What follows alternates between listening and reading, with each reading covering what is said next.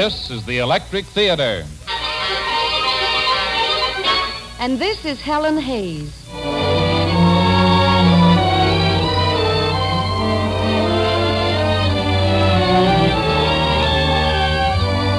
Every Sunday evening, America's business-managed, tax-paying electric light and power companies present the Electric Theater, starring Miss Helen Hayes in the plays you want to hear.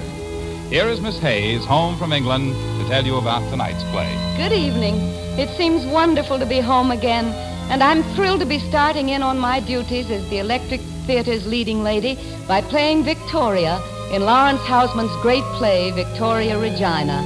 And I think it's very appropriate tonight, since Victoria's great-great-great-grandson was born today.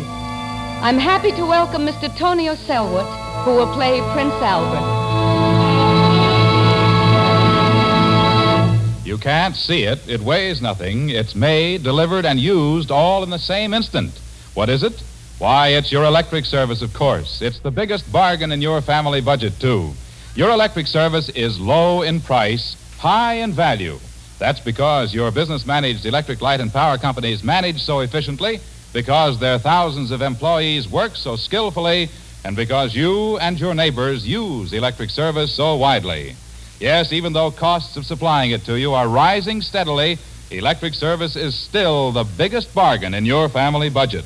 Your electric service does so much, yet costs so little.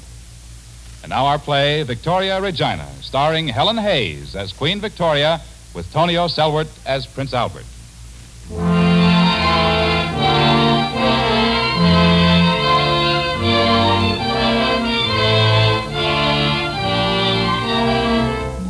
The year is 1837. The day is June 20th. The hour is 6 o'clock in the morning, and the Victorian age is about to begin. It is Lord Cunningham who is knocking on the door at the home of the Duchess of Kent.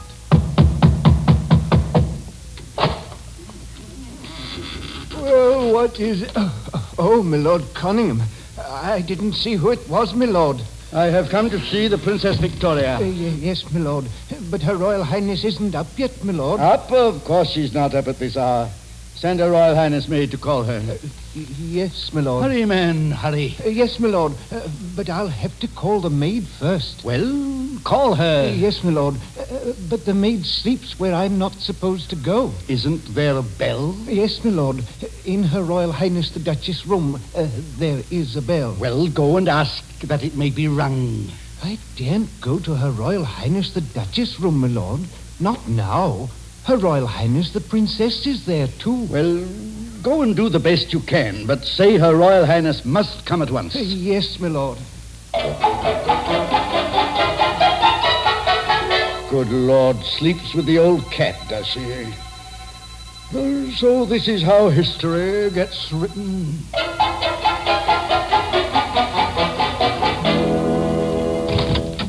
Her Royal Highness the Duchess of Kent.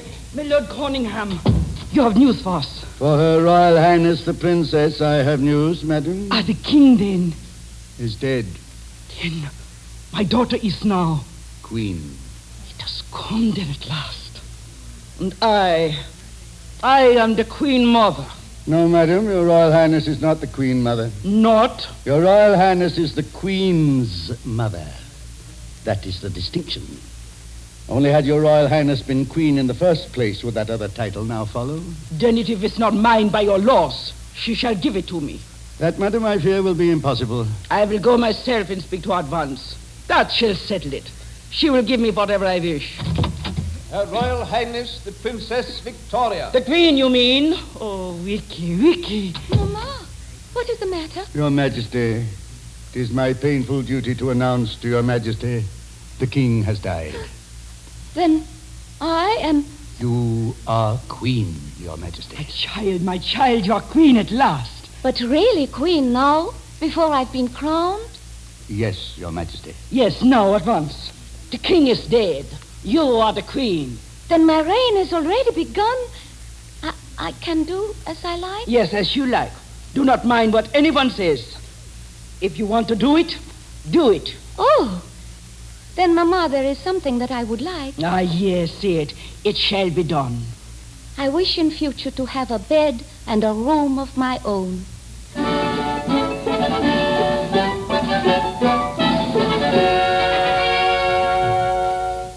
Your Majesty, now that you are queen, you will, of course, marry. Oh, I know that, Lord Melbourne. I have thought of it a great deal. Has Your Majesty still an open mind on the subject? Well, I shall make my own choice, Lord Melbourne. And there are certain things to which I'm quite resolved. As, for instance? My marriage, Lord Melbourne, must be a marriage of affection. I mean, I must marry someone whom I can love and look up to. Look up to? Yes, Lord Melbourne, it may sound strange to you, but I must have as my husband one whom I can eventually look up to. When I have trained him for the position he will have to occupy. May I make a suggestion, ma'am? I do not say that I will take it. Of course, it's just a suggestion, ma'am, but Your Majesty's life's partner will probably be a prince from some foreign land, and I suggest that he should know or be capable of learning the English language. Capable also of adapting himself to English customs and habits and prejudices. The last is the most difficult of all, since the English have a prejudice against foreigners. Lord Melbourne, to take an example, do you think that either of my cousins, Prince Ernst and Prince Albert of Saxe-Coburg-Gotha, could acquire prejudice enough to be acceptably English? Why does Your Majesty name these two particularly? Just as examples. Oh, I understand, Your Majesty. Possibly it might be because Prince Albert's portrait happens to be here on my desk. Yes, I'm quite sure I understand, Your Majesty. They are just... Examples. Of course, Your Majesty, examples. It may possibly be that they came to mind because I have invited them to England. Of course, Your Majesty. That fact, in addition to the presence of Prince Albert's portrait, made Your Majesty think of them as examples. Yes, I am sure that must have been it. May I ask Your Majesty a question? Of course. Did Your Majesty happen to invite Your Majesty's cousins to England before or after Your Majesty saw Prince Albert's portrait? We are not amused. I'm sorry, Your Majesty.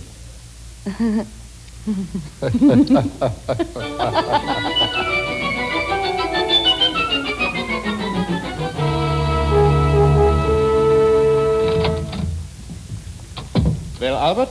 Jawohl, mein Bruder. We must speak English. Why, Ernst? For practice, Albert. One of us, you or I, will have to always.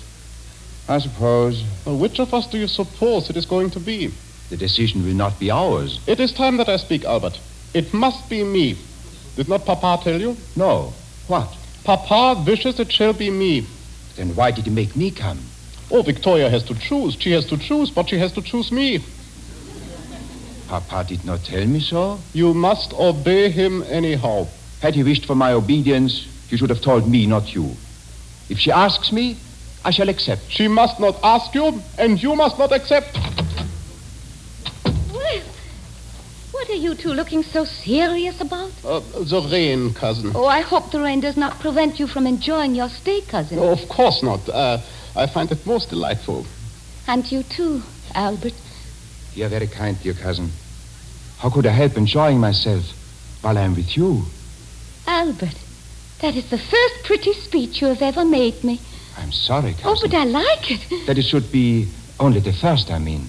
Well, so long as it isn't the last, I don't mind. The rain is clearing. It has stopped. Shall we go out now? Cousin Ernst, I have made all necessary arrangements. We shall go out when we do go out and not before. Besides, have you practiced your music yet? At home, I was told you practice every day. But here one cannot find the time. Go and do it now, and there will be time. I tried one of the pianos the day we arrived, cousin. It was not in very good tune. But that doesn't matter. You will be all alone. No one will hear you. Generally, when we practice, Albert and I practice together. Oh, but if the piano is out of tune, duets would be dreadful. No, you go and practice by yourself, Ernst. Is this a command, cousin? Oh, my dear Ernst, I wouldn't think of commanding you. But I do want you to be quite at home here. And as you always practice at home, I want you to practice here. And now. Very well, cousin. Albert, remember. You haven't been quarreling, I hope, Albert. We never quarrel. I think it would be very hard to quarrel with you, Albert. I couldn't. Please, don't ever try. Won't you sit down, Albert? Thank you. Why don't you sit nearer? Talking is then so much easier. You're very kind, cousin. To both of us, I mean. Oh, I am very fond of Ernst. Oh, yes, so am I. Would it be a great trial to you if you had to live away from him? One gets very fond of a brother. Oh, yes. But one can get fonder of someone else, can one not? What are you thinking, Albert? I was listening to Ernst practicing. Don't listen to Ernst. You must listen to me. I have something to say to you, Albert. Yes? What is it, cousin? In my position, it is I who have to say it, unfortunately. Ordinarily, it is not what a woman would wish to say herself. She would rather he said it. Is there anything you wish me to say? To hear you say you can love me is all I can hope.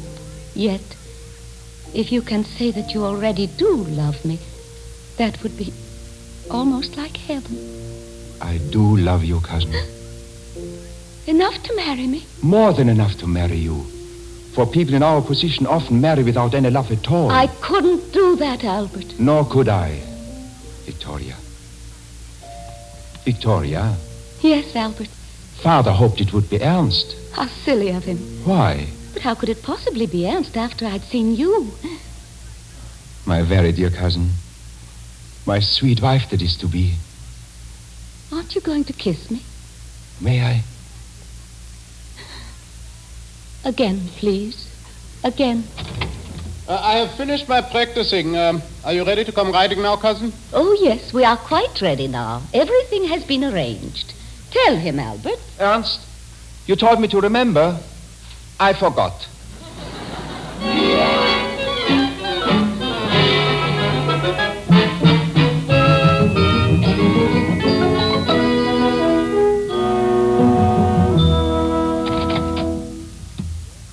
Albert, may I come in? Yes, dearest, if you wish it. Oh, yes. What are you doing? Shaving. Oh, how exciting. May I stay and watch you? If it would interest you, Appian. Oh, but of course. To see you shaving is wonderful. Something I never thought of. Oh? Did you think one did not have to shave at all? I never thought about it until now. You see, Albert, I have never seen a man shave himself before. No, I suppose not. How often do you have to do that? Once a week? Every day. Every day, but that's absurd. It can't grow as fast as all that. Oh, yes, it does. How very troublesome. I only cut my nails once a week. Nails can wait longer. Beards won't. I wouldn't like you to have a beard, Albert. Nor would I. That's why I'm taking it off now. How strange it looks and how interesting. It's fascinating. Is it dangerous? Not if you don't talk to me. Oh. Not just while I'm stroking myself. Stroking yourself? Oh, Albert, you are funny. Is that not the right word? Ought I to have said wiping myself, or what? Well, really, Albert, I'm not sure. It's a part of the English language which, from not having to know, I've not been taught. Oh, Vicky. Then you too do not know the English language quite like a native. For that I would kiss you. If it were not for the soup. The soup? This, I mean. Oh, not soup, Albert, darling. Soap. Soap, then. But I don't mind the soap, Albert. Your soap, if you would like to. Very well, then. Now I will. Oh, Albert, I'm so happy. Yes, dearest. That is because you and I are both today so young. Look how the sun is shining. Vicky, let us have breakfast. Please to go and get yourself ready, and I will ring now for my dresser to come. Order me to go, Albert. Order me. Go, woman. He says to you, go. Oh, Albert.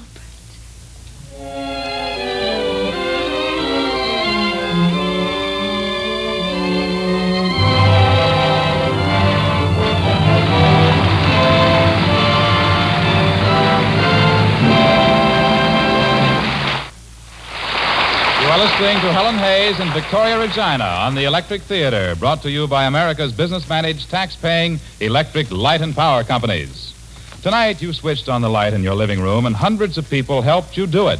They're your friends and neighbors, the employees of your business-managed, tax-paying electric light and power company. These are the men and women who put the serve in your electric service to make it constant and dependable. They're typical of the skilled, experienced employees in all of America's business-managed electric light and power companies. Under efficient business management, they work around the clock and around the calendar, helping to keep your electric service ever ready and reliable, helping to make it the biggest value your money can buy. Now back to Victoria Regina, starring Helen Hayes as Victoria with Tonio Selwert as Prince Albert.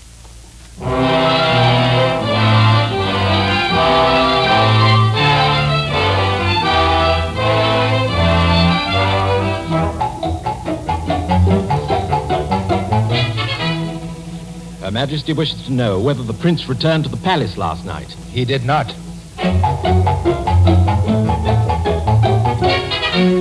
Her Majesty wishes to know whether the prince has yet returned. He has not.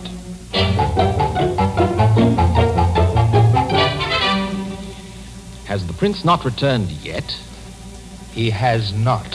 Her Majesty is angry.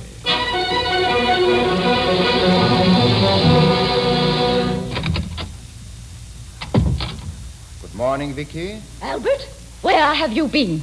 To Windsor, Victoria. Why did you not come back last night? I did not come back last night, Victoria, because of the way in which you sent for me. Albert, I told you before you went to the dinner that I wished you to be back by 10:30 at the latest. Yes. At 10:30 you'd not come in, so I sent for you. I wrote a note, and my orders were that it was to be put into your hand by the messenger to whom I gave it. It was put into my hand. I sent back word that I had received it. Yes, but you did not come. I did not come because I was not then ready to come. Albert, when you go anywhere without me, I do not expect you to be late. Victoria, when I go anywhere without you, you must leave it for me to decide myself when I shall return. But this time I had already told you my wishes and decided for you. That is why I sent for you a second time. Yes, I have the second note. Albert, I order you to return at once. Victoria Regina. And still you did not. I did not. So you disobeyed your queen. Yes, my dear, I disobeyed my queen. Sent me to the Tower for it and cut off my head. I do not regard this as a subject for amusement and jest, Albert. No? Then it is lucky that I do. For if neither of us thought it was amusing, we might have quite a serious quarrel about it. Albert, please to remember that though I am your wife, I am also your queen. Listen to me, my dear. When you married me, you made a promise that was strange for a queen to make, but you made it. To love, honor, and obey. And because it was so strange, so unlikely, I've never once told you to obey me, except for fun when you wished it. That is true, isn't it, my dear? Yes? Well, my dear, as I have not expected you to obey me in anything, so there are some things in which you must not expect me to obey you. But I am your queen, Albert. And I'm your husband, Victoria. Yes. Oh, it's so difficult. Not so difficult, darling. I would like to give you an order now. For fun. And because I hope you wished it. What is it, Albert? Victoria, give me my morning kiss. Oh, Albert.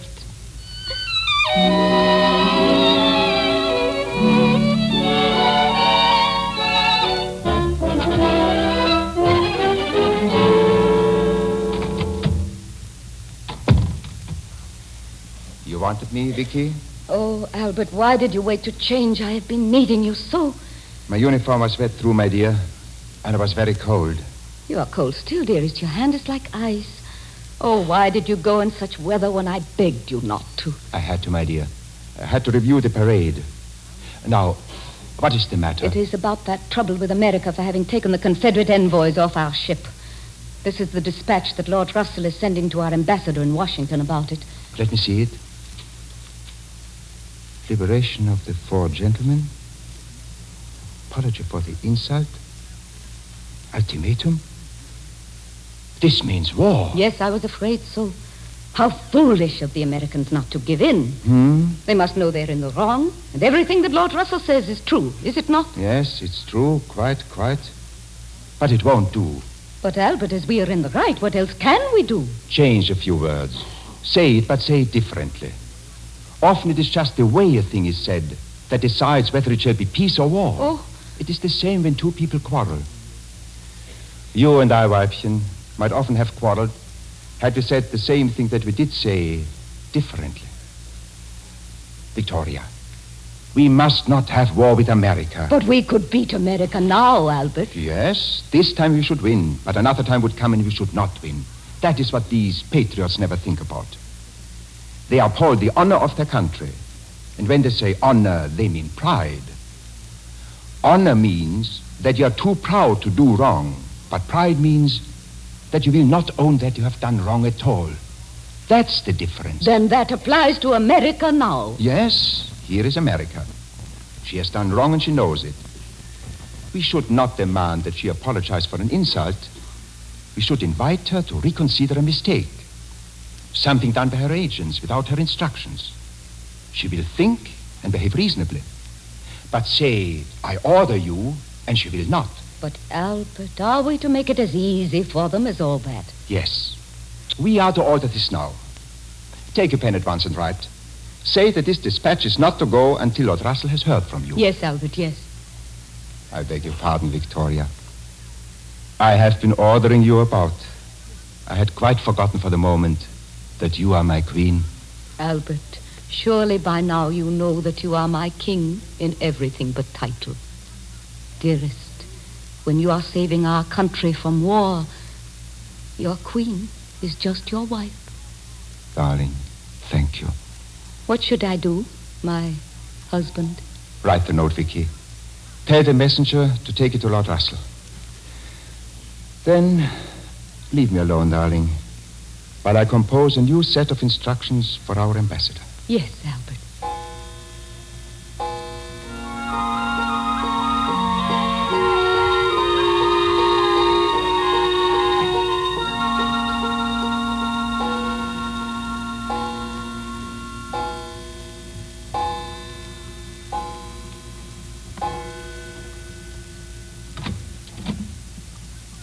Albert.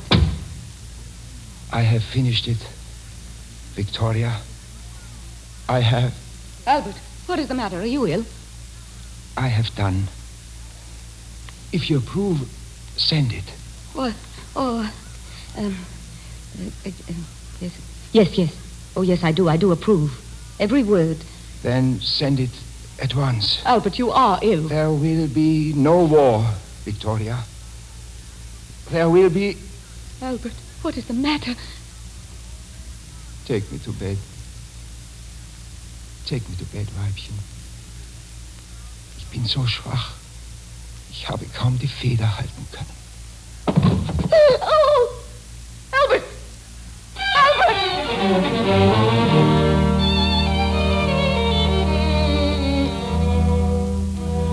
Now I am learning, so late, what it means to be a queen. I must rule when I should like to sit fingering Albert's dear possessions. I must confer with the Prime Minister, dispatch notes to my ambassadors, receive foreign potentates. To be a queen means that one must forget to be a woman. A queen cannot sit weeping and living over the days that are gone. Oh, Albert, Albert, farewell.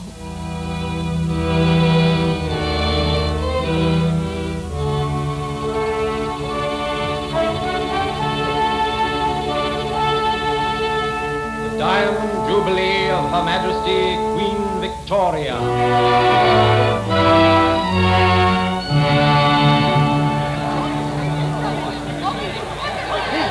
She's coming! The Queen! God bless her!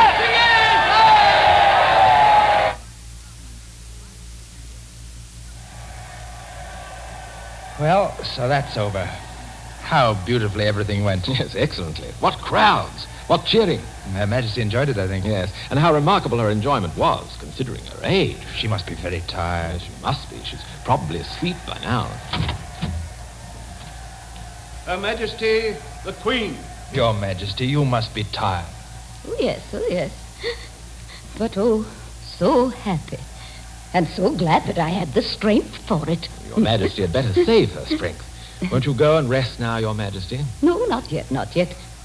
That cheering means that my dear people are expecting to see me again.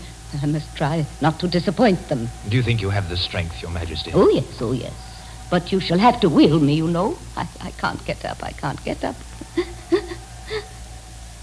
It's very gratifying, very, to find, after all these years, that they do appreciate all that I have tried to do for them, for their good, and for this dear country of ours.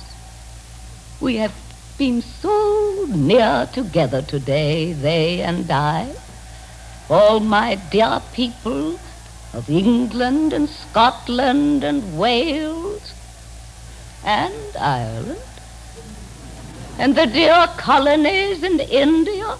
From all over the world I've had messages, you know. Such loyalty, such devotion, it's most extraordinary.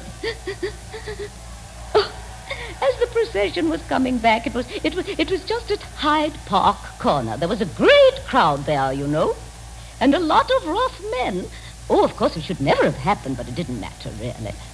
Broke right through the lines of the police and the troops guarding the route, and they ran along beside the carriage, shouting and cheering me. And I heard one of them say, "Go it, old girl, you've done it well."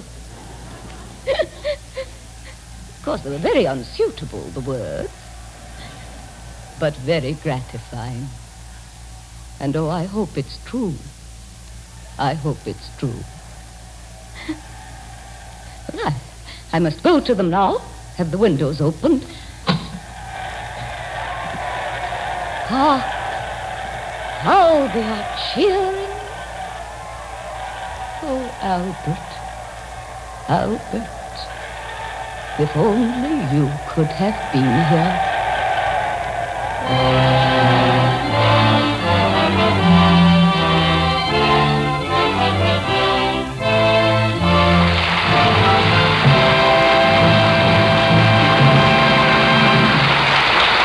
Helen Hayes will be back in just a moment to tell you about next week's Electric Theater play.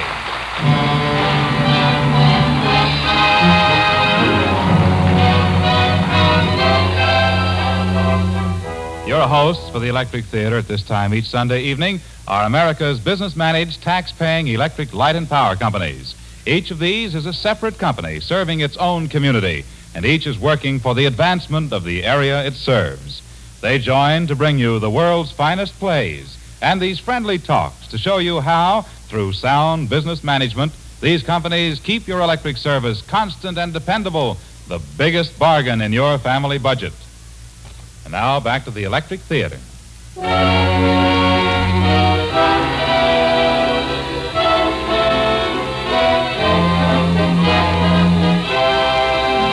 And here is Helen Hayes to tell you about next week's Electric Theater play. Thank you. Next week, the Electric Theater will present a dramatization of one of the finest, funniest, and truest short stories of Stephen Vincent Benet, The Sobbin' Women. The Electric Theater is produced by Joseph R. Stauffer and directed by Lester O'Keefe. Our play was adapted by Robert Senadella with special music composed and conducted by Vladimir Solinsky. We hope you'll be listening next week when America's business-managed, tax-paying electric, light, and power companies will present our own great star, Miss Helen Hayes, in The Sobbin' Women on the Electric Theater. And don't forget, Miss Hayes will appear regularly every week on the Electric Theater. Joe Ripley speaking.